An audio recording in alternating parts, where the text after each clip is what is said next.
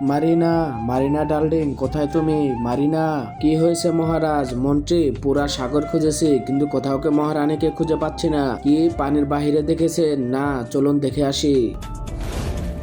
আ আ আ আরে মানুষরা, আমার জলপরীকে ছেড়ে দে। ঠিক আছে, কিন্তু এর বদলে তোকে ধরবো। ভাই ধরে ককে। ঠিক আছে ভাই। আরে ভাগেক মন্ত্রী, পালিয়ে গেছে শালা। আরে মন্ত্রী, ওই মানুষরা তো আমাকেও খেতে চাচ্ছিল। এখন আমার রানীকে বাঁচাবো কিভাবে? মহারাজ, রানীকে একমাত্র লেবিথানই বাঁচাতে পারে। লেবিথান কিন্তু আমাদেরকে সাহায্য করবে মহারাজ, ওটা আমার উপরে ছেড়ে দিন। দেখুন লেবিথান, ওরা আমাদের রানীকে কিভাবে খেতে যাচ্ছে। বাঁচাও মানুষরা, ছেড়ে দাও এ জলপরীকে। আরে শালা বাঘ এখান থেকে, নাহলে তোর প্যান খুলে রেখে দেবো। শালা তোরা এভাবে মানবি না, দাঁড়া। ইয়া, আরে ভাগো ভাগো, কত ভয়ঙ্কর দানব, ভাগো।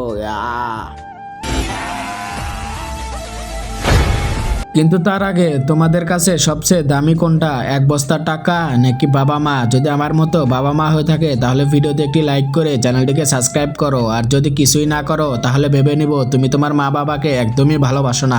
ধন্যবাদ লেলিথান, আমার তোর ধন্যবাদ লাগবে না, আমার এই রানীকে লাগবে।